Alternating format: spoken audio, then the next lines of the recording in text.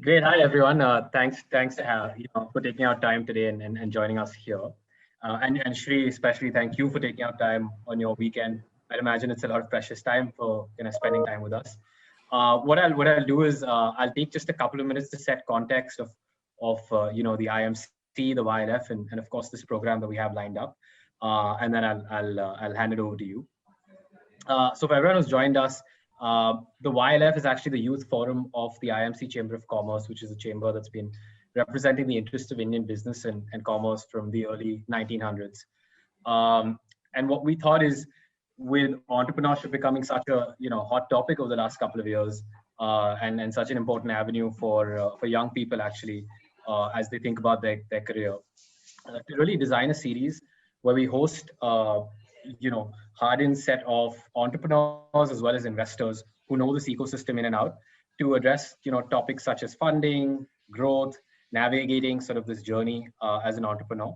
And of course, the first of that series we have with us Srivatsa to talk through, in particular, his kind of emotional and mental journey of being a serial entrepreneur over the years. We're going to host these sessions every Friday and Saturday for the next 5 to 6 odd weeks. Fridays from 5 to 6:30 p.m. and Saturdays from 11 a.m. to 12:30 p.m. And so for those who've registered, you're going to get these links in your email a couple of times before these sessions happen. Today, of course, it's a pleasure for us to host Mr. Srivatsa Prabhakar. Shri's a hardened entrepreneur. He's started his journey actually on the professional side of things at various well-known consumer brands such as Samsung, LG, Tata, and Nokia.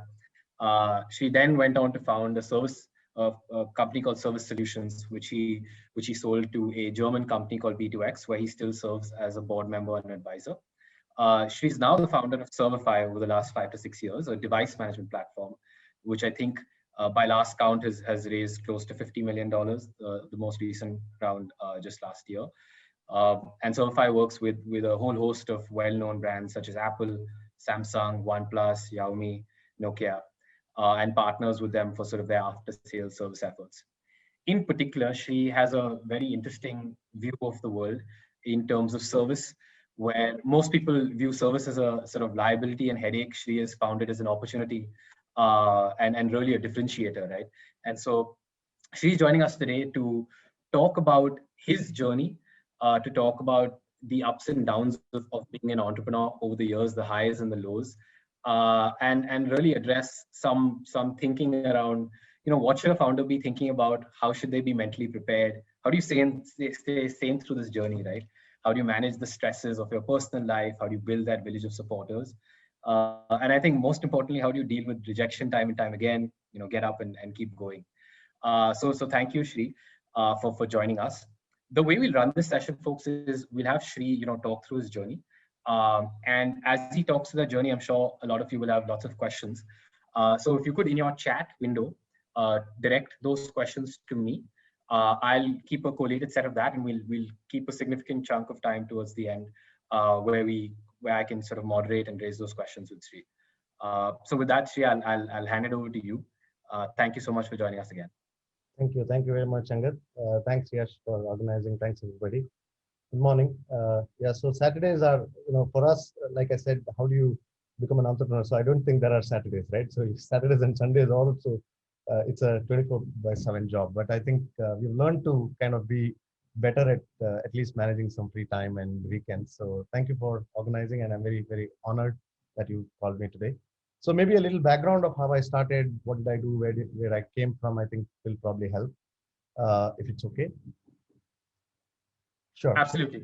Yeah, so I did my engineering, and first one to do engineering in the family of entrepreneurs. I mean, the entrepreneurs then 25 years ago or 30 years ago back then was, you are an agriculturist and you're still called an entrepreneur. You're running a small shop, you're an entrepreneur, right? So in the family of so-called entrepreneurs, and my dad was also into politics, so a little background of not really a professional world I came from. So, but I did my engineering because back then the choices were only either you become a doctor or an engineer. So doctor, obviously I thought I may not be good at it, and the only choice I had was to take engineering. And because I was probably also good at maths back then, so that was supposed to be the right choice, but not necessarily that was the choice that I wanted to have.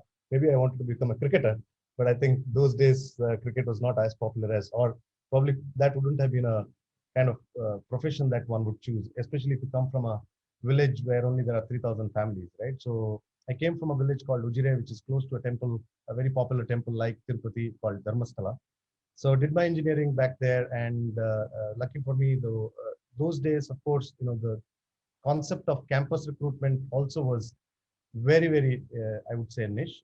Only few colleges who could influence some big companies to come to your campus, and I got selected and joined a company called BPL, and that's how I started my career. And while I started, obviously South Indian engineer, so the only job you would probably get is software engineer, become a computer or a software developer, right? So, but then I realized that I was not supposed to be a software developer, but a repair engineer, a service engineer. So that was the first shock. Maybe back then it was also disappointing because I was supposed to be in Bangalore, then moved to Bombay, to a city which was alien to me. I didn't even know Hindi as a language. So typically back there, you either speak the local language or English, right? So Hindi was also not something that I knew. Came to Bombay in Udan Express or Udyan, I don't remember the train, but landed in Bombay at 8:30 in the night with nowhere to go. Four of us came, and that's how my journey started as a corporate employee. But I think no complaints. I started with BPL. Uh, while all my friends joined Wipros of the world, Infosys of the world, BFLs of the world back those days. So I was the only one who was fixing TVs in Dharavi and in that area. So had an eventful, I would say, beginning to my career. But I think that also gave a lot of learning. I mean, the first experience was actually, understanding what a customer really needs, right? I think I would say that's the foundation of what we do today as a company also. I happened to visit a Chawl house in uh, Dharavi, and I was supposed to fix the TV that he had bought. So those days, 29-inch TV was the biggest size that you can get, and BPL had a 29-inch TV called NCR, which was the most expensive TV one could afford. I mean, only premium customers would afford, but this guy had bought one, kept it on his 160-liter single-door refrigerator in a 120 square feet house.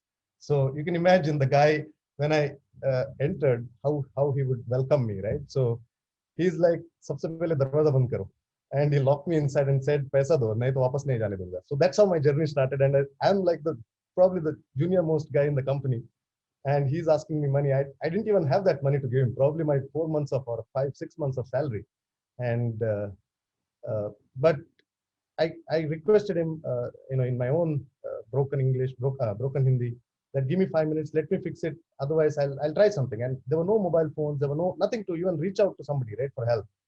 The only thing was, you come out alive. Forget job, forget everything. I want to go back home. But I think it was just a power cord not connected, and I fixed it. And he said, "Tum to NASA ka engineer hai." So imagine the customer's delight saying, "You are an engineer from NASA," because I just connected his power cord properly. So I think that was data point number one, to be honest. And I keep saying this in my life. You probably look at customer side when you really deliver service, right? And I think those days there are very few companies. There are very few companies like the Xerox of the world or BPLs of the world which had their own people like me, right, on roles, and most others were outsourced service. But we could deliver that experience because we were part of an organization that took care of employees. So I think that's how I started my career. And while Y2K happened, a lot of my classmates unfortunately also came back to India, or because they were all, many of them were in the US, and that was a craze, right? I mean, you have to be in the US if you are successful in your initial parts of your job. But I think luckily for me, I went on, getting better at the job, got promoted, and started my journey. And that's where I thought customer service is something which was completely underrated. And almost for 12, 13 years of my career, until I worked last with Nokia, most of the time service as a concept remained only in presentations. I mean, it was always looked at as a liability. You have a 1 year liability to the customer. इसके लिए कुछ भी करना है, right? So, and there were no social media. There were no digital modern ways of doing service. I mean, you would have the best of ERPs, best of software platforms for everything else. But when it comes to service, probably even today for some companies, WhatsApp is the biggest tool they use, right? Groups are created. At the end of the day, somebody sends some summary report, but there are no technology and there is no investment in technology or in good people. I mean, all that service always got, especially in the electronic side of things, is because there are limited budgets, it's a cost center. So you get people who are okay, who can probably, and I mean, I used to always say also that agar aap gali kha sakte ho, to aap service na sakte ho, right? I mean, a lot of the times I used to even tell myself कि बेशरम होके इसमें काम करना है. And also going back, even in our own families, the way service was always looked at, right? So even in our family gatherings, when all of us get together and people say, "Hey, what do you do? Where do you work?" And I say, "I work for BPL, I work for this company, and whatever," right? And what do you do? Software engineer, marketing? I'm like, no, service, and I handle customers' complaints. And suddenly I'm looked down, right? I'm saying, hey, you are somebody who's useless. You're not a software guy. You're not a guy who's in sales. So I think that's unfortunately because customers were never considered as important. While all of these strategies were built around customers, but when it came to after sales, I think nobody really invested both in terms of technology, resources, people, processes. I think that was again a data point too for me. If look at Amazon, look at Apple, right? Everything starts with customer at the center and really invest, because the customers don't be with you just for 1 year where you have a 1 year liability, but customers use the product for longer than 1 year. I mean, even if it is not 1 year, whatever is the liability, I think customers stay with you. So that's the basis of starting Servify. 2009, I started my first venture after having worked with all the corporates and decided, I mean, I would say I'm an accidental entrepreneur. So I've always wanted to be an entrepreneur. So 2006, I actually had the first shot of becoming an entrepreneur, really looking at doing something which was completely crazy, because I came from Mangalore and coconuts were like, we put coconut in every dish we make. So I actually thought of creating a company to create coconut powder as a supply, because you never would get coconut powders otherwise, right? You always grate coconuts fresh.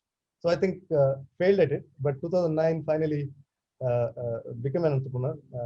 And So that, yeah. I have a question for you there, Sri. So, Sure. Today especially in the younger generation, there's a view of, and I think it's created a little bit by the social media hype, right? Everyone's under the impression that you go to college, you go to a good college, you come out, you work a year or two, and that's when you got to jump into entrepreneurship. And there's rightly or wrongly, there's a thought process that as you get into your 30s, there are all these other responsibilities that you have to deal with. How do you think, like, it becomes harder and harder for you to actually take that plunge then at that age versus taking it younger?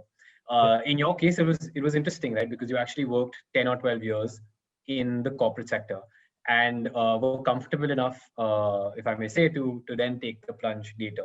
So what was the kind of thinking, and as you think about people having that perception key, no, I have to get into it as soon as I'm out of college, versus it's okay to take your time. Like, what was your thinking, and how did you kind of make that decision to jump in at that age?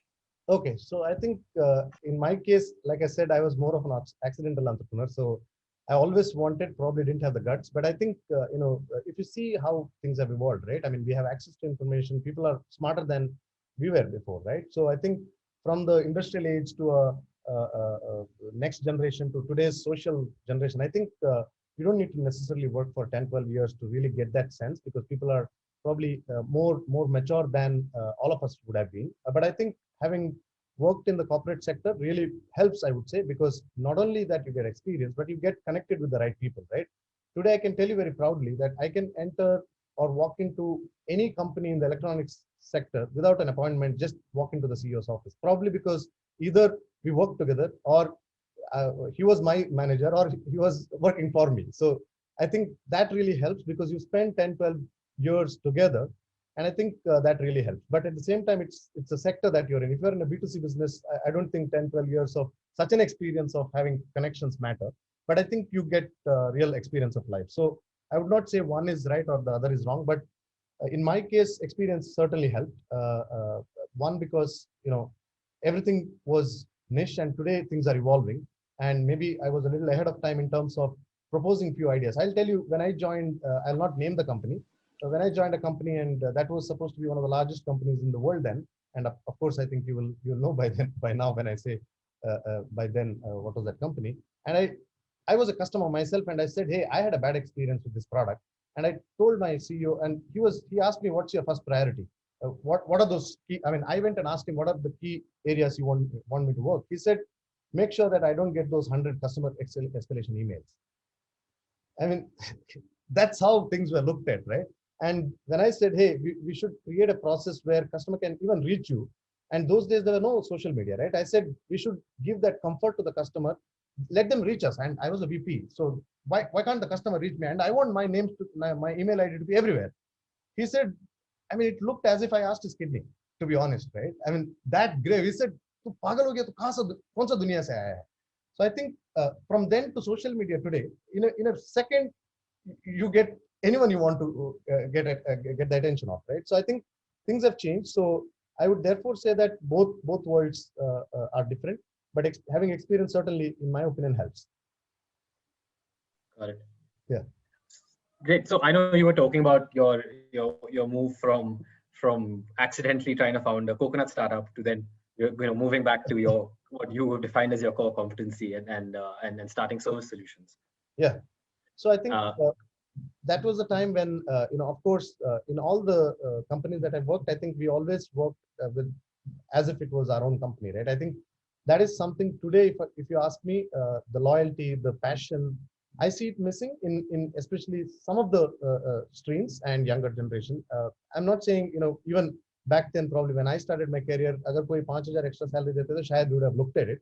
But I think that's today, there is that sense of building something is, I think, very few, because there are huge opportunities. Probably there are so many opportunities, people don't really mind switching and looking at building something later part of their career. But I think back then, so we were passionate, and I never applied wherever I worked. I didn't even make my CV probably for the first 10 years of my career in the corporate world, because somebody left and said, and idhar aa jao, right? So I think it was more to do with building together and being part of that company, growing the company's objective, achieving company's objective, etc., etc. And 2009, like I said, always worked as if it was my own company, and said, hey, yahan pe itna so kuch kar sakte hai, but you have, again, limitations to do few things. Can you do it on your own, maybe at a smaller scale? And out of passion, I started the company. And the trigger point was, I lost my dad, and I had somebody telling me, "Bahut chutti le liya yaar tumne," because I went to do those 13 days, and out of emotion, I just sent a resignation, right? So that's how I started. That's why I call myself an entrepreneur who's accidental. But I think it was a good decision. Maybe that trigger was required, and entered into a space which is not sexy. But at the same time, I think there's huge opportunity when the space is not sexy. And I think we kept building. And when I built first, 2009, back those days, I didn't know a bit about startups. I didn't know what was fundraise. I didn't know. In fact, I was telling Yash when I met last time that raising money was considered, अरे आप किसी का पैसा ले रहे हो, फिर वो आपको इतना प्रेशर डालेंगे कि आपको करने नहीं देंगे, right? I mean, we didn't know.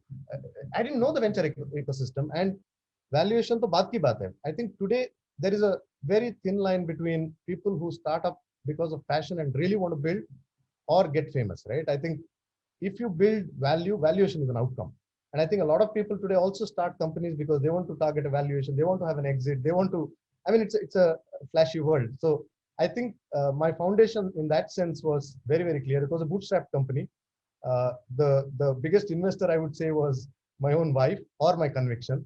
And that's one of the values today in our company today. We have that conviction is my biggest funding round.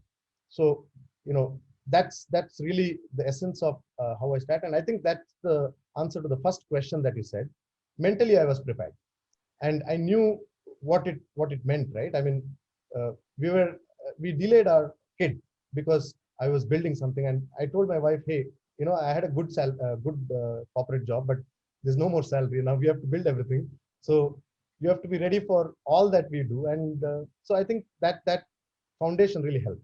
And was that that's a hard conversation to have, I'd imagine. Was that, how did you kind of navigate that? Because I'm sure lots of people deal with that, right? Like, especially someone who's in their kind of early 30s, it's not just a decision for you, but it's a decision maybe for your parents, for your spouse. Yeah. How do you navigate some of those conversations? So I think, luckily for me, me and my wife are very good friends, and we knew each other for a long time. So she was supportive, though from time to time she would always complain and saying, हम अभी भी अपना खुद का घर में नहीं रह रहे हैं, बाड़े का घर पे है, एक 1 BHK तो मीरा रोड में तो ले लेंगे type, right? From then I'm saying, hey, now next 5 years, don't even talk about building anything. I'm building this company. And I think, so she was a big help, but I think we could talk it out. We had our own, issues, obviously, disagreements and aspects, but I think she stood like a rock solid partner, I would say. And I'm a single founder, so I think that was a big, problem back then. But what I'm very, very proud of is when I started, I had the first contract on the month that I decided to start. So that kind of gave some cash flow. But at the same time, to really build a team and company, you need good people, right? So a lot of people, the pitch was, hey, I'm doing something and you want to join, but you know something, for the next 3 or 4 years, you'll not get the salary that you currently draw. Maybe 30% of what you get, you will get, but I'll give you some shares.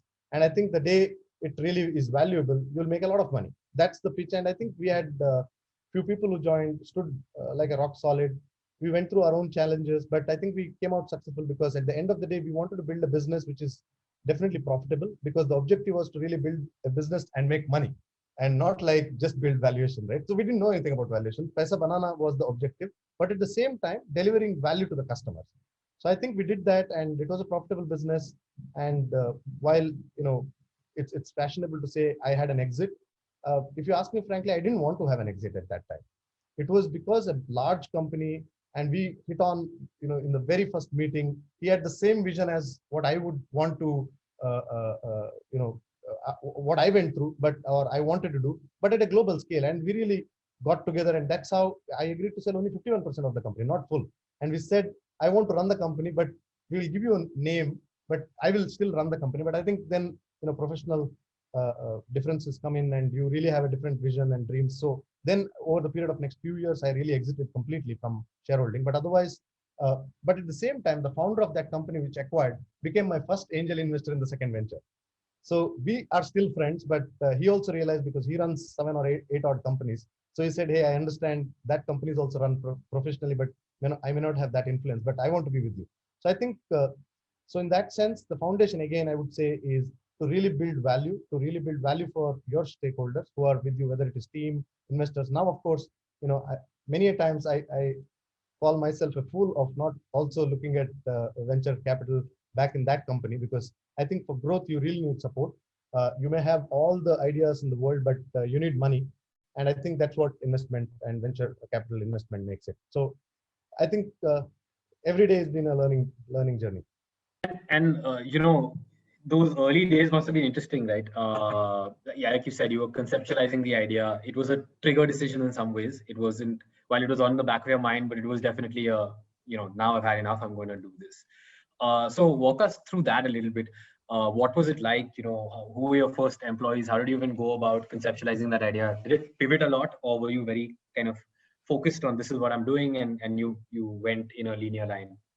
So I think it was very, very clear. To be honest, when you come from a space which already has very limited investments that people would make. So I wanted to, so the way I started was when I was last working with Nokia. I used to manage the after sales service for Nokia for the country, especially all the partner service locations, right?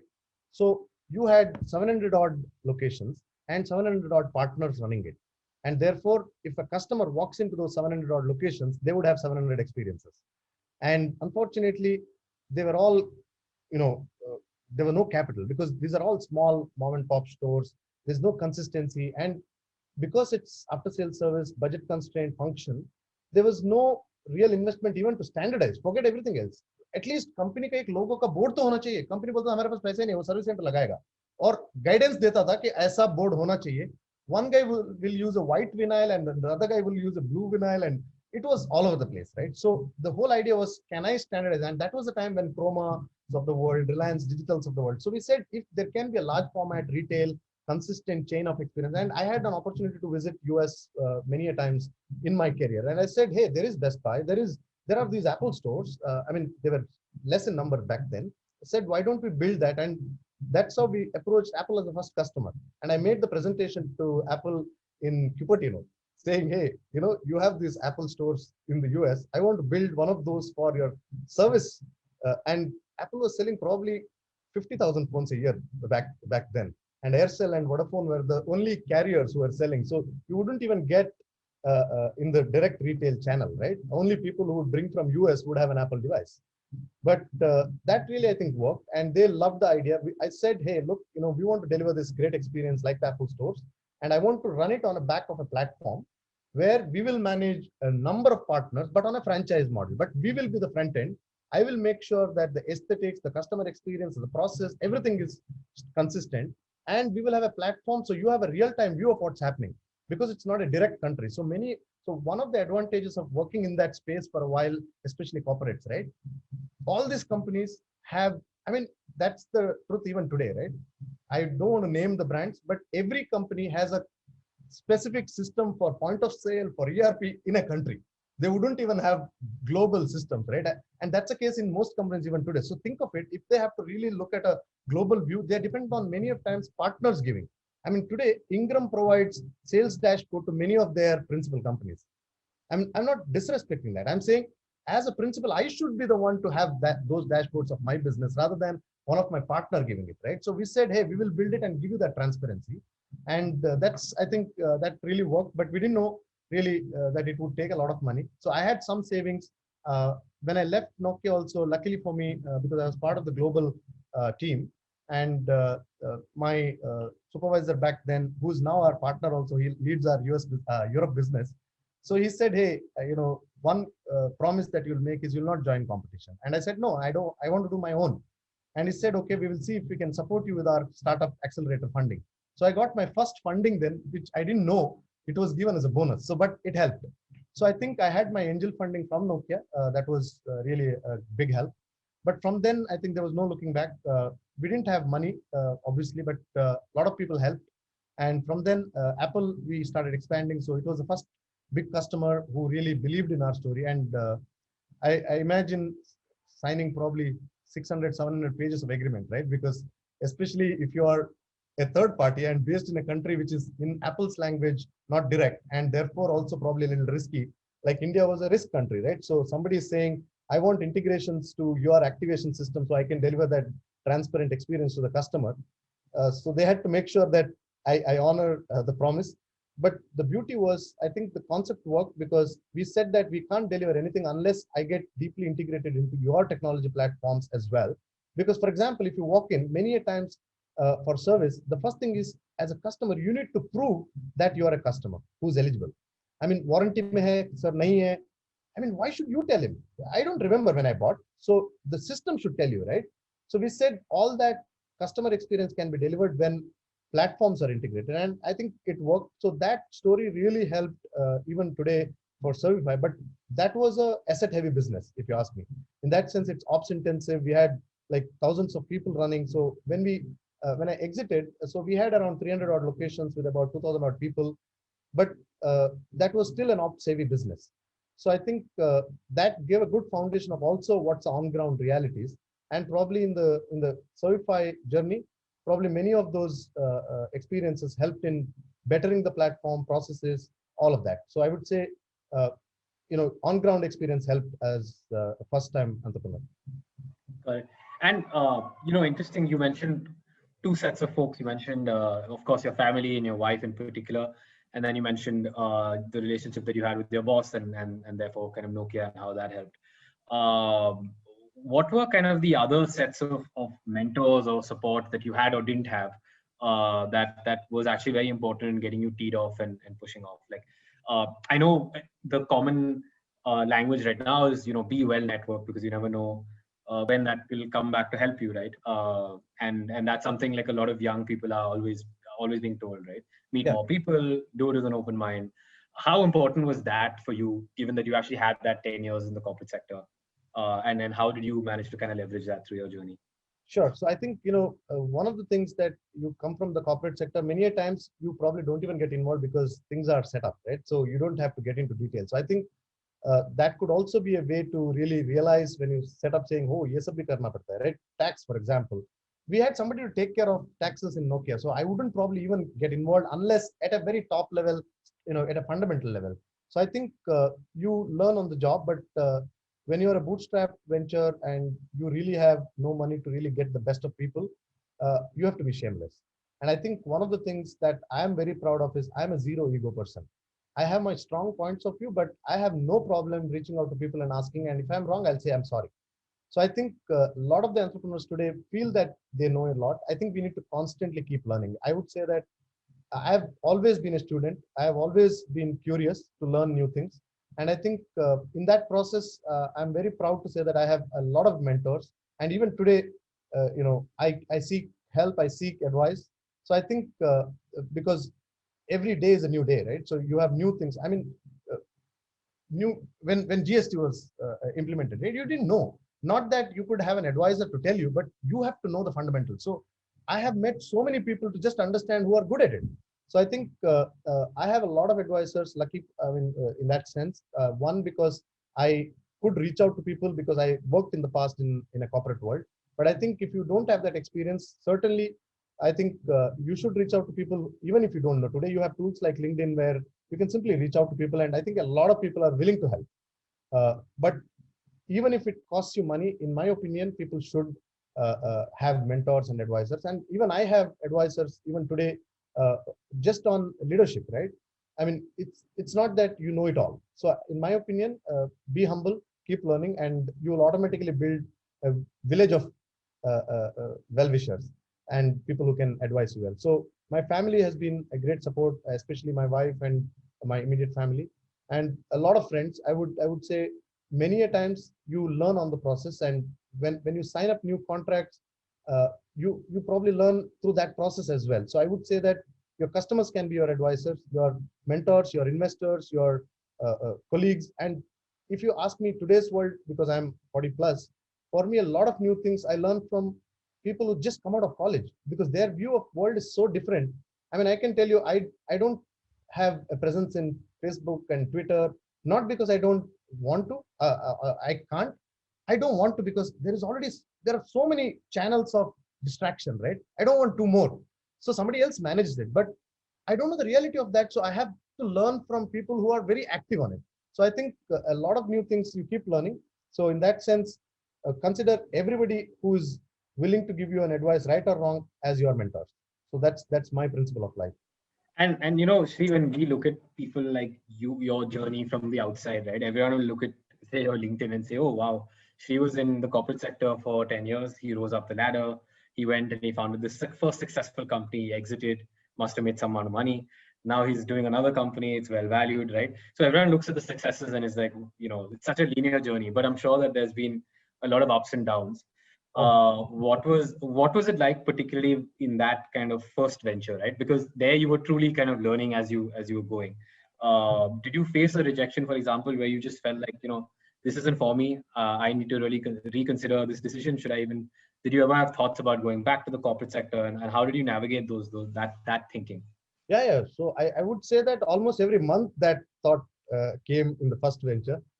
In fact, we would even have fights between me and my wife, right? Saying, she would always use this phrase saying, "I told you so," right? So I told you not to start all of this. You had a good salary, happy job, you were in a good position, best company in the world probably at that time with 40% market share globally.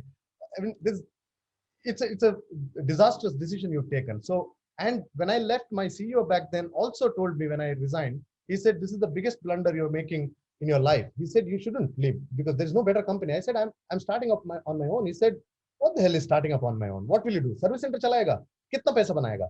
So I think rejections are always part of life, but I would say that thought of shutting down came almost every month. Then it became probably once in 3 months, and even in Certify, right? I can tell you the COVID scenario. We almost were on the verge of closure. I mean, not that financially speaking, but I think we were solid in terms of our vision. We want to make sure. I even said that मैं घर बेचूंगा जमीन बेचूंगा लेकिन company चलाएंगे, right? So I think you have those wild thoughts, and probably in a funnier note. So इसलिए founders should not live in a multi-storied house building in a top floor. They should not stay beyond second floor, I would say, because many a times you have that thought that कि आज कूद के मर ही जाएंगे यार, बहुत हो गया, right? So I think it's part of the life. And coming to rejections, I can tell you it happens even today. I can tell you, when you participate in an RFP, when you meet a customer and they would say that, hey, bahut jabardast, matlab this we have to do. Then you go through that corporate process and you don't even get a response, right? While the CEO or the head of sales or head of service would have kind of told you this is the best solution, yahi chahiye tha. And then you realize that ye to hone wala hi nahi hai. And so I think customer rejections are the highest, I would say, because as a company, you feel that you have all the solutions and you've done it right, right? But they have their own priorities. It could be even, in the list of their top priority, you may not be a priority, right? So they love what you do, but it's not important for them yet. So I think that could also be a reason for rejection. So have patience. But investor rejections, I can tell you, when we were not doing so well, and not doing so well when I mean in terms of having money in the bank, the business was really doing well, but because the way we are building our business is, it's an enterprise business. And since you're working with the large corporates like the Apples of the world, Samsungs of the world, from the time you conceptually agree on doing something to actually start seeing money in terms of transactions, it takes 12 months. So we had that story, but people really felt ये होगा कि नहीं होगा, because it's difficult to navigate and influence such large companies, right? Because you're telling आपका chase system के साथ हम integrate करके इसको cost center को profit center बनाएंगे, all conceptually बहुत अच्छा लगता है, but practically can you do it as a small Indian company? आप अमेरिका में सैमसंग का पूरा वारंटी चलाने का बात कर रहे हो, which is probably $300-400 million of business, right? So I think it took a while to convince people, and a lot of people really rejected us. And I can tell you, Yash, for example, who is now, I'm very proud to say that is also one of our backers. I think he took what, 2 days to make a decision. And that was the time when we were actually coming out of a very bad COVID scenario. So, you have both joys, like somebody making a decision in 2 days, to somebody taking almost 1 year and then saying, yeah, I had even term sheets negotiated, and the term sheets were withdrawn because one of the partners somehow had a concern, because it is non-binding, right? So rejections are, I think, part of life. You need to learn to manage. I think all of us, luckily, at least in our country, probably may not be many times in the Western world, we are used to getting disappointed soon. I mean, on the road you get disappointed when somebody comes on ahead of you. So I think we are better used to, or suited to, probably handle rejections, I would say. But I think rejections are part of life, even if you are most successful, I would say. Is there a so there's a positive side to this, which is you're going to have lots of rejections. You're going to get hit, but you'll be resilient and you'll get through it. There's a smart side to dealing with rejection also, which is maybe you have an idea that's just not worth it, and how do you think about kind of absorbing rejection and making that kind of decision? So for example, your coconut business, maybe how did you think of, you were convinced when you started that this is something interesting, but you had a series of rejections and you made a conscious call ki, boss, this is not for me at this point of time. How do you kind of digest those kind of decisions and navigate those ones? Because those are often harder, right? Letting go of something that you've put your heart into.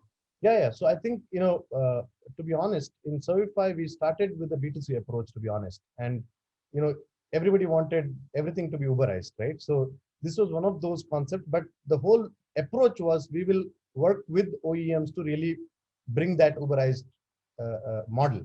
But then soon enough, in probably 6 months, we realized that they don't have money because it's a cost center. So service was always a cost center. So we said, how do we solve that problem? So all that consumer nice interfaces and all of that we thought we are building an Uber for after sales service for electronics. And we said, but who's going to sponsor? Because you can't really spend so much money for people to download your application. So you need somebody to really tell the customer that some things like this exist. But why will you download an app when your TV is not failing or your phone is working well? So we said, therefore, it is a transaction that the customer initiates when he needs it. And it could be 1 out of 100 customers, because sab time mein kharab nahi hota hai. But the installed base of the TAM is so big that it's a sizable business. So we said the only way to make it work is the OEMs. Now, OEMs are saying, hey, we are happy with what we are doing. Why do you want us to do all this Uberized? ठीक है ना, customer जब problem होता है ना, वो call center phone करता है, 4 minute wait करता है. This was the approach. And because you are in need, you will do, right? But we said, no, even a call center costs you $1 if you're taking one call. Can you bring self-service? So then people started saying, oh, cost optimization is the first KPI this will solve. Then we said, hey, along with cost optimization, The customers are using the product for longer than 1 year. And even in the first year, there are breakage events which you don't cover in the original warranty for free. So the customer can buy those services and you can make money out of it. So it took a while to explain and immediately, I would say jump to that model. So I think I would say that the first 6-9 months of the platform that we built with so much of passion and hard work, we had to scrap. So I think these, in my opinion, these are part of life. Maybe, because I had some experience of doing like this many a times before, it didn't really hurt so much. But I can tell you the guy who built the first consumer app immediately resigned when he said, we are not going to have direct to consumer model and we are going through the white label OEM based approach. It was his first resignation. Of course, he stayed back, but that's how you probably realize life. So I think you have to immediately accept and move on. That's my summary. And slightly tangential to this, as someone who went through the corporate journey, then did a kind of first startup which was successful, got an exit. What was really your motivation to go and jump into this journey again with a slightly different model? What motivated you? Because for a lot of people, at least now, people also, like you mentioned, people think of it as a bit of a valuation game. Not to say that there's any harm in thinking about it that way. Everyone has their own motivations for doing business, but a lot of business is motivated by paisa banana hai. Yeah. In your case, some of that was done. So what was really drove you to jump again into this pool? So I think one, the opportunity itself. So if you look at the opportunity, I think there's a huge opportunity to really make a difference here. I think since I come from that industry, I think I don't know anything else to do. But the passion itself, if you ask me, there's an opportunity, and I felt that we can really recreate and build something that can be very large. And there are reference points, for example, Assurance of the world or Assurance of the world, which are competing businesses for us in the US. They are $9 billion, $10 billion revenue companies. Just think of it. And that too on their own standalone, not working with the OEMs. And the data point was Apple, for example, runs an Apple Care business, which is close to $10 billion today. And when I started, it was about $5.5 billion. Fortune 500 company on its own, that too just touching a very small surface, not really going all across. So I think the opportunity itself was huge, and I thought we could do it. Second, because I had some money, the confidence was higher, saying, hey, 1-2 साल तो संभाल लेंगे, अगर कोई इस belief पे पैसा नहीं डालेंगे. And third, I think I learned a lot in that process, because even while I was running TSS, my first venture, we presented an idea to a set of investors, and back then Mumbai Angels was one of them, and that's how Karthik became our first investor, seed investor. So we had a kiosk which was like the ATMs, where you would just put your phone in and the phone will get replaced and the next phone will be thrown out. And for those days, it was way ahead of time, right? So that was the concept which we had presented. So you knew that you could build something, because today that's a reality. I mean, there are so many kiosks today that does all of this. So I think the passion, opportunity size, and having some money helped. At this stage, if you ask me, the objectives or the vision is way different. Making money is important, no doubt. I think that's part of the journey. But I think if you can build value, I want to run probably a public company. I think that's the motivation, if you ask me. I think how much money you need, right? I'm happy with the money that I have. And yes, some more money will not hurt, but I think the motivation is certainly to run a large public company. And I think that satisfaction, nothing else can give you that satisfaction, right? So today's motivations are very different. So in my case, money was never the motivation to drive a company. No, I hear you, because I speak to a lot of founders through what I do, and the one clear thing that's come out to me is that if you go into this for money, money is obviously a byproduct. You won't be able to take the ups and downs of the rejection, right? Because you have to do it for your ambition and your hunger. So it's great to hear that from you. The one interesting thing is, your first company you were building for India, right? You were building for the local market. Today, from what I'm hearing from you, you're trying to build global, as a lot of B2B SaaS companies are trying to do from India now to serve global. How is that thinking different? How is your mindset had to change? What are the kind of, as an entrepreneur, what are the things that you now have to think about or deal with as you're building global?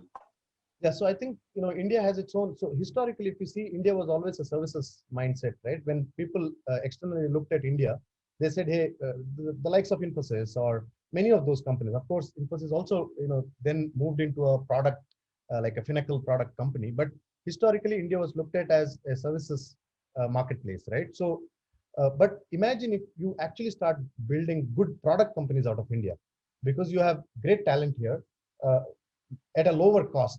So I think obviously India has that advantage. So in fact, at Servify also, we actually thought of doing a flip to become a US company, because many a times when you go in front of US or European companies, when you present, they still have this concern of, hey, at the end of the day, you are an Indian company, right? A small Indian company. But we said, that's only a temporary problem.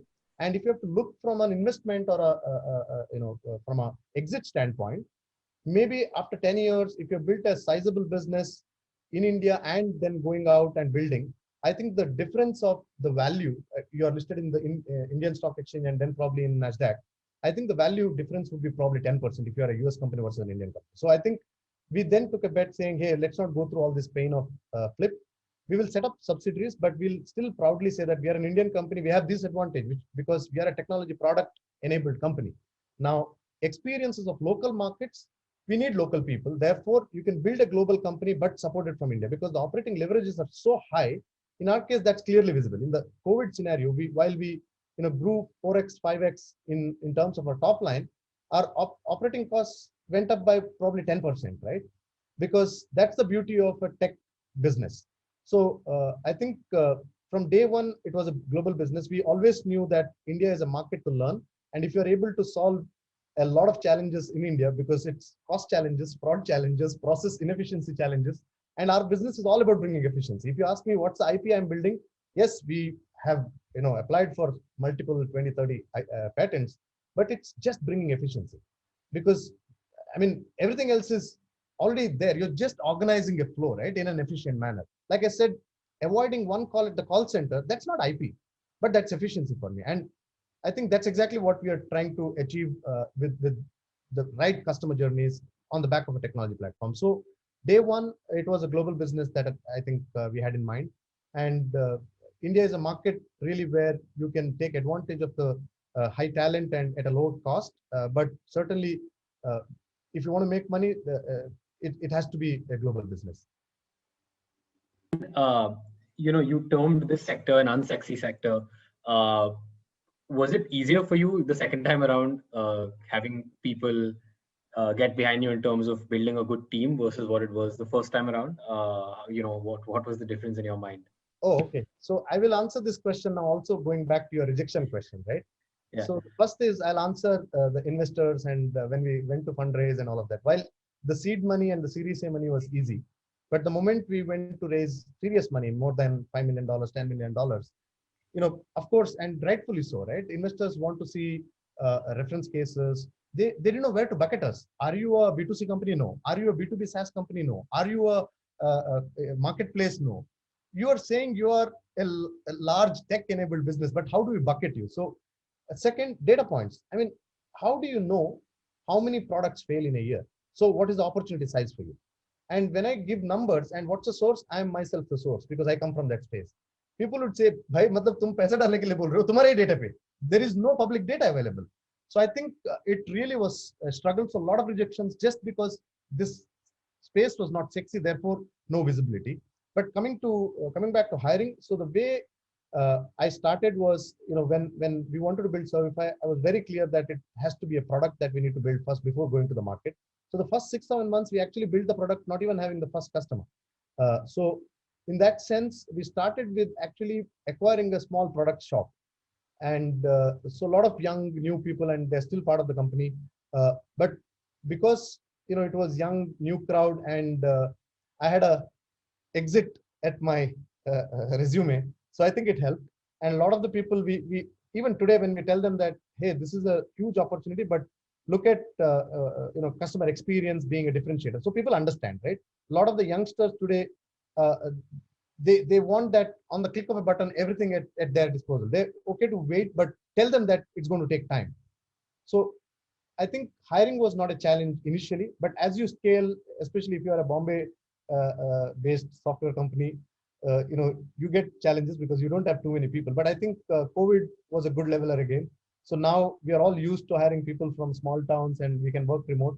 So attracting talent initially didn't become a problem because we acquired a small product startup. And in fact, in our company, as we speak, we've acquired, I think, more than 10 small startups or acqui-hired. And therefore, we've got a good team which is passionate, which understands the startup space, and also see that. See, at the end of the day, I think today it's not that big a challenge because people are also proud to say that, hey, do you know something? The Apple Care services is powered by the code I wrote. I mean, there is Apple more than Servify, right? Or the Samsung. So I think that helps, and people get to travel. We have moved a lot of people to Canada because we started an offshore or a BCP location there. So people see that as an opportunity to scale. So I think it's been a lot easier. But getting good people overall, I would say, is still a challenge, but not from a space service, not sexy. Service, I think, is becoming sexy now. I love that an Indian company has said we've started an offshore location in Canada. I never thought I'd see that day. So that's great to hear. All are Indians there. So you mentioned COVID, right?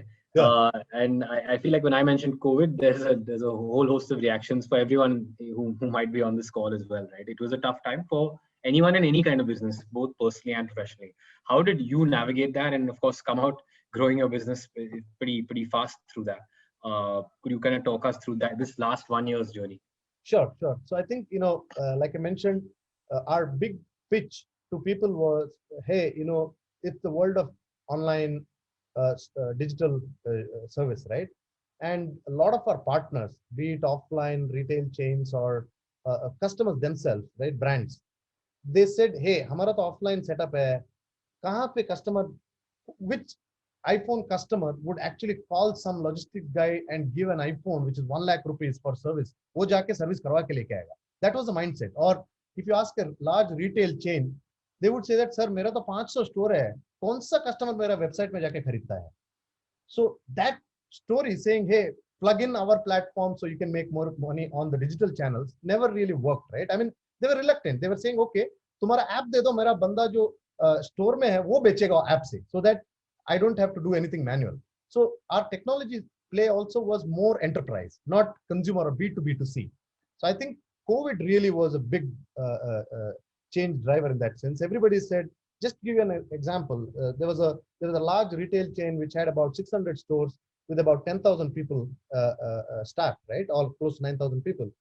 COVID, 9,000 people sitting at home doing nothing. Now, how do you even reach the consumer? So we created a white label portal for them. They've been selling handsets and laptops and tablets for ages. So they had millions of customers, right? So how do you reach out and say, at least forget making money, at least you keep people engaged so that they can reach out to customers, send them a link, and they can do an online transaction. So incentivize the whole sales part of it. So I think that immediately kicked off very well. And the whole ecosystem really understood that. And thanks to also people moving into Amazons of the world, where everybody saw that, that switch was happening. And so for us, it was a very, very quick jump.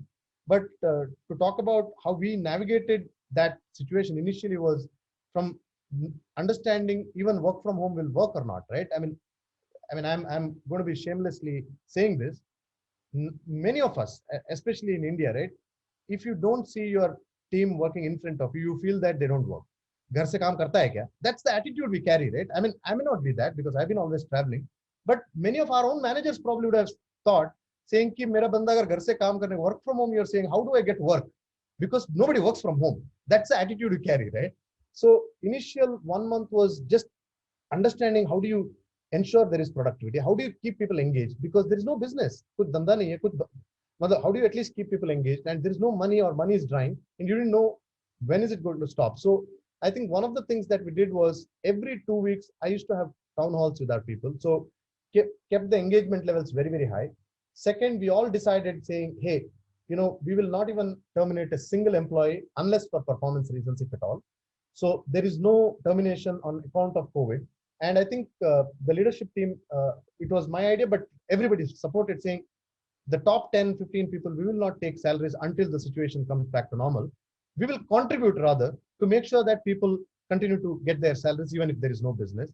And worst case, हमारा जमीन भी बेचेंगे ना, तो कहीं से भी पैसा नहीं आएगा तो कम से कम अपना तो बना हुआ थोड़ा बहुत तो जमीन है उसमें at least to manage. I think it was more about also kind of navigating that phase. And one of the things I would, I'm very, very proud to say. So one of the calls we told people that, hey, look, money is drying and we don't have business. So, but at the same time, we don't want to really stop paying salaries. So there is an option. If any one of you want to convert a certain percentage of your salary into ESOPs, you're welcome. That will help us manage cash flow. 97% of the people opted for it. For 3 months, around 60% of people's salary was converted into ESOPs on an opt-in basis. So I think that also helped because people looked at the big picture and saying, hey, this is something big we are building and we can be part of that value creation. So I think multiple phases, I would say, from happy phase, oh, everybody opted for it, to, arey, wapas paisa nahi hai, to business hi nahi ho raha hai. So I think that was a tough phase, but I think we navigated well. But the journey from there to, business went down to 0 to 1 crore a month to 20 crores a month. I think it happened quite quick. And then, of course, going up from there. So overall, I would say that was a big learning journey for all of us. And is there, a lot of what we spoke about is the business side of things. Mm-hmm. How do you, or are you ever able to disassociate and switch off sometimes? How do you? I think, one of the things, of course, while I say I can, but I think it's not the reality. But one of the things that I've probably been able to do is because I travel so much, and I used to travel almost, pre-COVID, at least 15 days, I used to be out of India, building US and Europe pipelines, right? So when you're on a 20-hour flight, so I think you automatically are switched off. So I think that helps. I read a lot. I used to now. I think COVID really changed from reading to watching. I think a lot of Netflix and the world, but I think I switch off. Second is I play a lot. So I play badminton and cricket. So I think I switch off. But वही है कि watch में message दिखता है तो batting करते वक्त भी एक बार देख लेता हूँ. So I think the reality is you're kind of flexible. One advantage I would say, and that's something I'm lucky to be, I can sleep anywhere, anytime, standing, sitting, bus stand, railway station, flight, in meetings. So I think the ability to switch off is pretty quick for me. But I think it's difficult, I would say, in general, to switch off, especially when you're in a high growth, fast moving world. But I'm lucky in that sense to switch off quicker, probably, than many others. Do you feel like you definitely need a good team to enable that happening for all of you, right? Yes. And are there any, personal, I know you mentioned for you that is when you travel, it's easy for you to kind of switch off, but is there any discipline you follow, any, days or times where you're just like, this, right, at this point of time, main kuch nahi dekhne wala. Is there something like that? So I think, yes, many times you want to do that, but when you have a Samsung as a customer, Apple as a customer, kuch nahi hota, dekhuga nahi. I think that it's in the back of your mind all the time. But I think one of the good things is, this is a journey for me also to be from a founder to a CEO. So I think I'm very, very conscious of that fact that, I was a founder. Now I'm no more a founder alone. So I think I'm going through that journey. We have, I think, great team. So a lot of things I just let go. पहले तो हर चीज मैं review करता था. Excel sheet में grid line क्यों है, वहां तक question आते थे. But I think we've created a lot of processes now where that becomes part of life. So in fact, 10 years back, when I started the first company, we had even 10 commandments, how to write emails, right? Present active tense hona chahiye. Excel sheet should not have grid line, center line, and all of that. To now, I think a lot of things are kind of, I would say, institutionalized. And I have good team. I think that's a great help for me.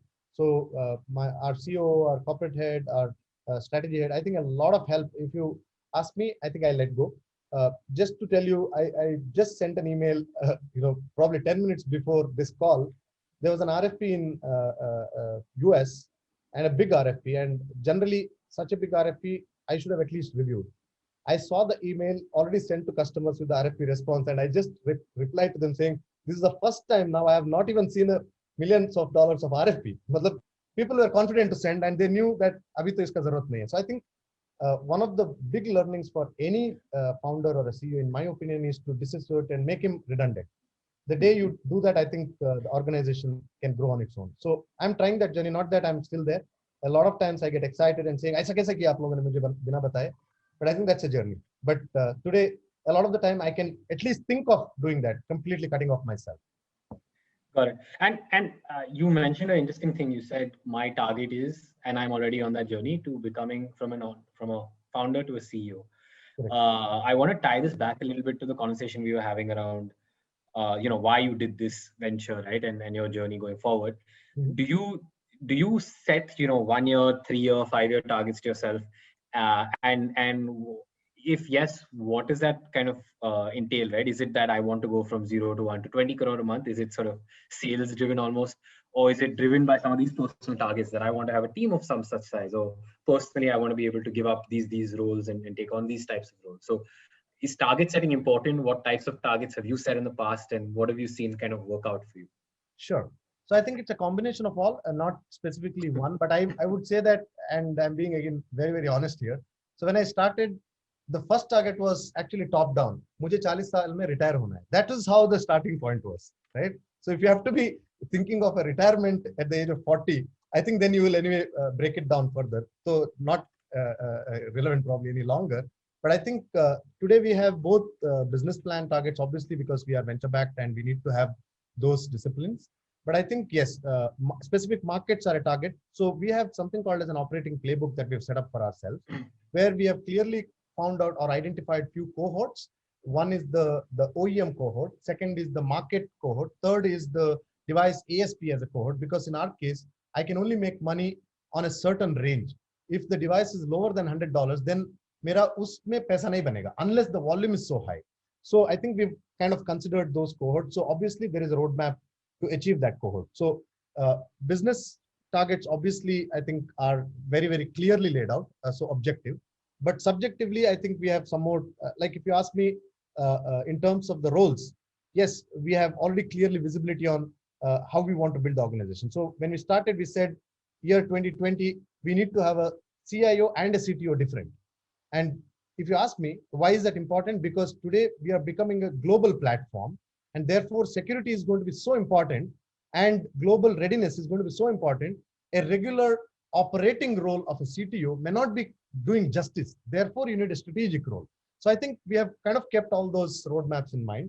So overall, I would say with regards to the company, there are some goals, and personally also there are some goals.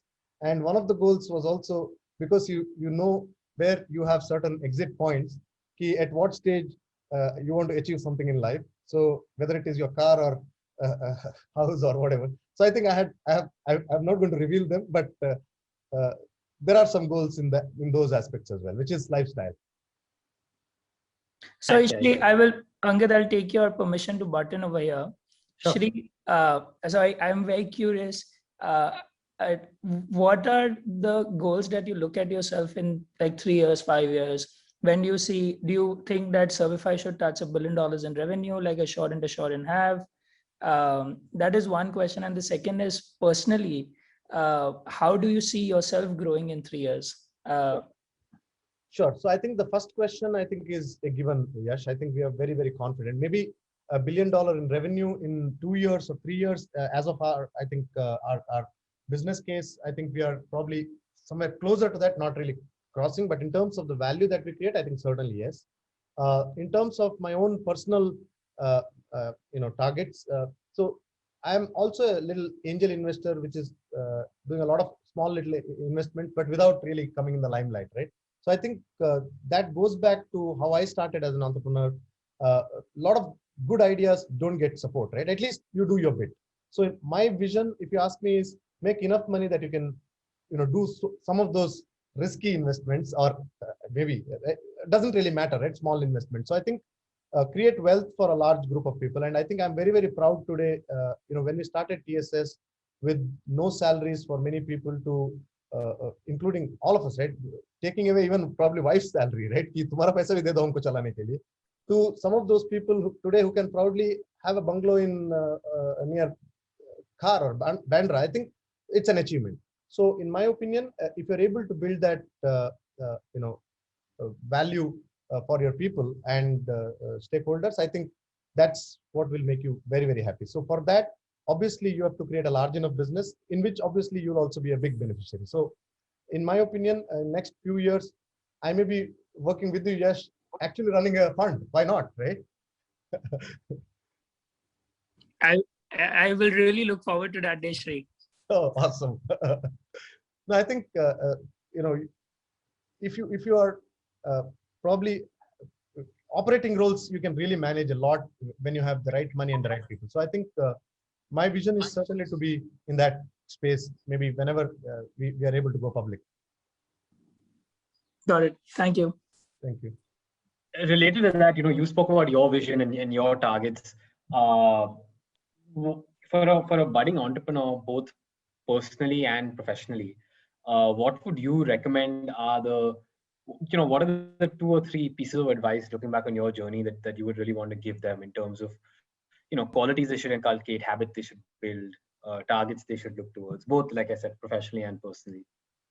I think again, these are going to be very generic ones, I would say. But I think the first thing, and I really mean when I say, be curious. I think a lot of people, especially the budding entrepreneurs, they don't take feedback well, and I think that's the problem with probably a lot of the younger generations. And I'm not saying I'm too old or it's wrong to be, because they're so fast in everything, right? So I think many a times, like my own son, I tell him, he's only 9 years old. If you give him feedback 3 times, he'll say, "Papa, I know it," right? So I think that patience to learn new things. I mean, many a times we think we know a lot. Like if you ask me, why is the sky blue? Probably you don't have an answer. I can tell you probably 50% of the audience here will have to look up, right? But we think we know. So I think keep the learning. I think that's the big foundational aspect for an entrepreneur, in my opinion. Second is, and this is something non-negotiable, value system, which is what builds culture in the company. If you are okay to do few things wrong, your company, your people will do.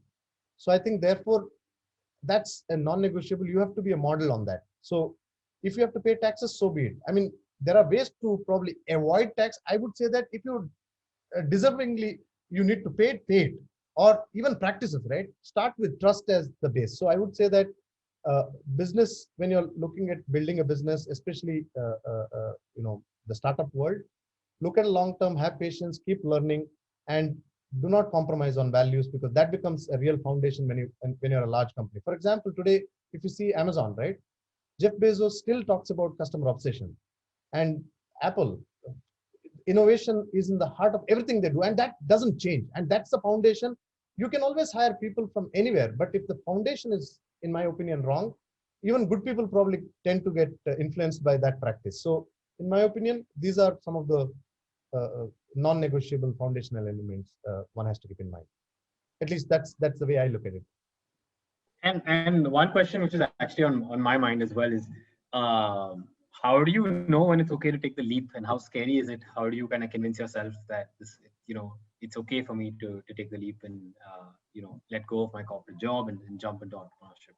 So I think at least luckily for me, I don't have that on the entrepreneurial side. But on the job, yes, I can tell you I've had this multiple times, right? Having left few companies and joined others. It's always that you leave someone and join someone. It's not you leave some company and join some company. So I think it's a tough one. But at the same time, if you are, and I tell you, when I left Tata's and joined Nokia, again, two great companies, and I left Mumbai and went to Gurgaon. Again, never ever thought in my life, those days, 2009, 2008, 2007, when there was no Uber, Gurgaon was just getting built up, right? No infrastructure. And for a Bombay to move to Gurgaon, again, was a challenging ask. So I think if you are rational, so I had my own pros and cons of what's right. So it's not an emotional decision, it's more logical. But yes, at the end of the day, you just touch an emotional paint on it, but it has to be a rational decision. So it's difficult, I would say. Definitely it's difficult. But at the same time, in any relationship or any business is as good as a relationship, right? So company is also your family. So if it's getting toxic, I think it's right to then call it off. So if you're running a business where you're not going to make money, at least the surroundings have changed so much that you can't really pivot, or the time is already up, or you don't have any structural advantage. See, competitive advantage is something that you can always come over with, or competition can also come over with. But structurally, if you are building something different, or somebody else is building differently than yours, and you have no chance to really catch up, I think it's best to let go rather than staying. So at least in terms of the jobs, I had these rational decisions, uh, better company, better salary, or better lifestyle, better customer base, better brand, or good place, bad place. So I think, in my opinion, if you're able to at least objectively identify those pros and cons, I think the decision making becomes easier. The decision to go from kind of corporate to entrepreneur, I feel like always has to have some amount of irrationality to it, right? Because I feel Yes. like if you were to objectively stack the pros and cons, you'd be like, but there's money here, stable life, this, that. Here, there's maybe money, maybe no money, Yeah. probably no stable life for a couple. So how do you make that kind of irrational decision and convince yourself So that this is a job to do? while इसलिए बोलते हैं ज्ञान बांटना बड़ा आसान है. So if you ask me, I became an accidental entrepreneur, right? I never had the pros and cons when I decided, because at that time I came back on the 14th day to my job, and I came to office at 8 o'clock before everybody could come, and my boss met me on the passage and said, "Oh, तू वापस आ गया, बहुत छुट्टी ले लिया यार." And at that moment for me, I had only tears in my eyes, and I said, "Open the laptop and resign." बाद में बाकी सब देखेंगे, right? Because I was in a PTSD probably, right? I mean, I went through a massive, unexpected loss in the family, and somebody telling me. So for me, that was the most logical decision. 2 दिन के बाद पता चला कि अभी करेंगे क्या, because decision तो ले लिया, अभी now you can't go back, right? And but then you probably start. That's where your conviction and your own probably confidence takes over. So started working, and before I had the 3 months notice served and I was out, I had the first contract in hand. So I had that continuity. So in my opinion, don't take silly rash decisions, but unless it's as emotional as the one that I explained maybe, but otherwise it has to be a definitely well thought decision. Just because you don't like your boss, I want to start a new company, I don't think that will work unless you have a real in my case, I think there was a problem statement, and it was just a trigger point. Like I said, it was not, the decision probably was made long ago. So to your point, you said in your mind you always had a problem statement. Of course, there was a trigger that made you go out and explore that. There's always two lines of thought that I hear out there, which is, and you see shows like Shark Tank, and then there's a lot of gyan out there, right? So there's a line of thought that, particularly if you don't have that kind of socioeconomic background where you can just take the jump and not worry about it for a little bit, you should keep doing what you're doing and harbor the thought process and flesh it out on the side. Versus there's a thought process that you're never going to be able to do that justice until you give it 24/7. Right. How do you kind of look at that decision? For someone who has some sort of idea, would you advise them to stay on in the job that they're doing until they bring into a point where it starts looking at least closer to commercial viability, or would you recommend that they actually take that time off, and because it does require that 24/7 attention to bring it to that point? So yeah, I think I will give an anecdote to explain this. So when I started TSS, the first company, the first thing that I did was gave all our key people, whoever was coming, a book called High Performance Entrepreneur by Subrata Bakshi. In fact, one of the chapters in that is, when are you ready? So I'll give an example from quoting from that book. So there was this guy or set of guys who came to him to meet him saying, "Hey, we have this great idea," and part of X Mindtree or wherever he was there, right? Saying, "Hey, we have this great idea and we want to start up." And they all came, and while they were all leaving after a dinner, taking his advice, one of the guys asked others to carry on and said, "Main abhi 2 minutes mein aata hu. I just want to speak to him something personal." And while the others left, he said, it seems, to Mr. Bakshi, saying, "Sir, main bada risk leke shuru kar raha hu, but if something goes bad, will you take me back in your organization?" And he says that this person will never ready. He will never be an entrepreneur, because while at the starting point, he's already back stabbing his team. He's never going to be an entrepreneur. So I think in that sense, the conviction has to be from day one. When you have, that's why I said conviction is my biggest funding round, because a lot of the time you need money to build a business, right? Because everything else you can get. So for me, if I have that conviction, then there is no half-hearted effort. So maybe ideation you can still do while you are doing your corporate job. But if you have an idea and you're really, really having the conviction to drive it, there is no option but to be 24/7 in that. Otherwise, you're not doing justice, in my opinion. And especially you reach a certain scale and you have backers, it's not just the investors or it's everybody, right? Your family is dependent on you. Your people who have left jobs and joined you are coming because you have given a vision. So you can't say that, hey, this is an 8-hour job, but I will do rest of the 12 hours something else. So in my opinion, it's a 24/7 if you want to really do it. Yeah, that makes sense. And as we've addressed parts of this question, but through your journey, have you felt like you've had some sort of life coaches or mentors that have been there through your journey and that you still, Yes. That you reference, and how important has that been for you? Yeah, it is extremely important. I mean, if you see startup journey and leadership in general, right? It's a pyramid, right? As you grow to the top, you are becoming lonely.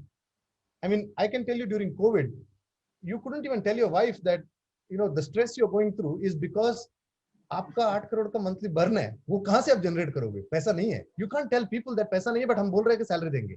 So I think, in my opinion, it's a very, very tough job to be in that position. So definitely, it's not easy in that sense, right? So in my opinion, to answer your question, Angad, be honest to yourself. If you know that this is a tough space to be in, you have to manage it alone. You need to have people who can at least be a sounding board. So in my case, I have had coaches, and I still have. And I can tell you, these are some of my colleagues who are now in good positions in some good companies. These are some of them are even customers. I can tell you without telling the names. I ask them, this is an opportunity I want to really pursue, and this is the bet I'm taking. Should I take it or not? So I think you need people to definitely sound off. It could be your family, your coaches, your friends.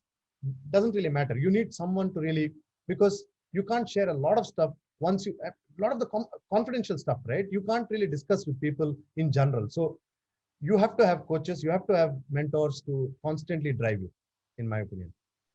That makes sense. And I know we were coming up on time, so my last couple of questions that a lot of folks have sort of written in here. Mm-hmm. The one interesting thing that, so someone's asked a question, but you mentioned earlier that your team is your family, and there's an interesting book I read recently by Reed Hastings where he's kind of talking about his thought process about Netflix and how he thinks about teams and organizations. And it's the first time where I read something which was quite interesting, because in India, especially when you join companies, everyone's favorite thing is, my company, my family, my team, my family. He has a very different way of looking at it. He has a way of looking at it that I want to pay people the best I can pay them. I want to treat them with respect and give them a lot of ownership. But I don't consider my company my family. I consider them a professional sports team, where I want to inculcate kind of camaraderie. I want to ensure people are doing their job well and are happy. But you're only on the team as long as you're the best performing player, and that kind of guarantees you in your top 11. How do you kind of think about the relationship you share with your team members and your vision for your company? Sure. I think, it's perspective, right? At the end of the day, that's a perspective. I think it also a lot comes from where you come from, right? So, I mean, especially Asians, we are relationship driven people, right? Many a times we come from that background where emotions get attached in everything you do. I mean, even an employee sends a resignation, you feel bad saying ki mera kaise usne choda. I mean, or you want to fire someone, you feel ki kaise batao isko, because he's not performing.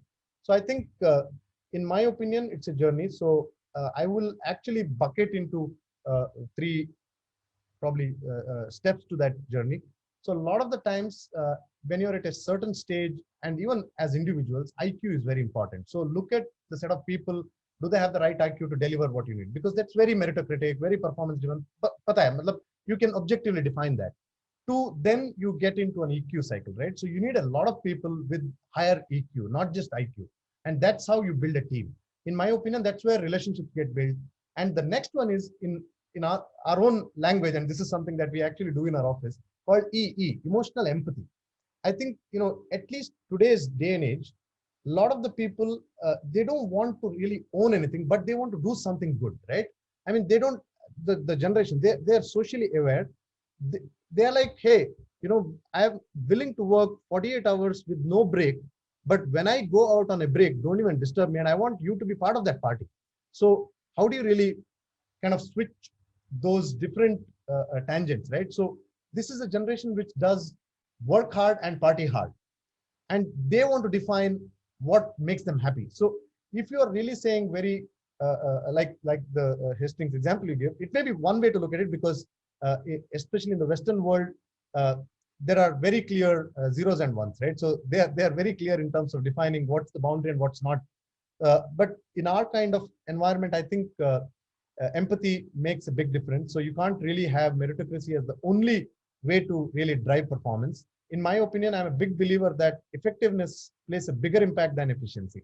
So therefore, effectiveness is a combination of objectively determining performance in a meritocratic way, but also subjectively measuring performance effectiveness or personal effectiveness, which is a combination of great results. So I would say that I would slightly disagree with the Hastings approach, but I would say bring meritocracy, but also personal effectiveness. No, that makes sense. So my last question to you, Shri, and you actually mentioned this, that you recommended a book to folks who joined who joined your startup. For people considering about diving into this journey or already part of it, right? Is there content or books that you've found very, very useful and has been formative for you that you would recommend that people actually go through and consume? Yes, it's a long list, so maybe I'll send that list to you and probably you can distribute it, Angad. Sure. The recent book that I'm reading is back to what is it? Back to Amazon, the Amazon story. I just have that book here somewhere. So the Amazon tick, right? The back one. So maybe if you can give me just a minute, I'll bring that book and show. That's the wonderful book, at least on how to build a startup with a very strong foundation and what makes working backwards. Yeah, that's the one. Working back. Yeah, yes, she's showing that. Yeah, working backwards. That's a fantastic book that I'm reading now. I think a lot of such good books are out there. So this is one of my latest ones that I'm reading now. But I'll send a list of my reads at least. That's great. That's great, Shri. So I know we're at time. Thanks a ton, Shri. I think this was extremely insightful. I hope for the rest of the audience, but personally for me especially. Thank you so much for taking the time out and sharing your journey. A lot of personal insights you gave there about your struggles, some of the personal conversations you had. So appreciate you being so candid and transparent about that. Thank you so thanks a ton. Thanks everybody. I hope it was interesting. Shri, we are going to receive a lot of requests for people to be mentored by you. I hope that we can forward some of the requests towards you. I know you're very busy, but I think in the endeavor and the mission that you said that where you want to be for 3 years, this is the best way for giving back. So thank you so much for taking out the time and speaking to everyone, because I'm sure in everyone's journey, I think the path that you've walked will enable them to become more proficient and efficient as entrepreneurs. Thank you so much. Thank you, Yash. Thanks a lot. It would be my pleasure if I can be of any help. So certainly, yes. And guys, for everyone who has joined this, so that I think everyone gets an opportunity of networking. People can reach out to Anita ji, who is the IMC coordinator, to create a WhatsApp group, and if they want to be a part of the group, so that the participants of this program can get an opportunity to network with each other. And on next Friday will be our next speaker.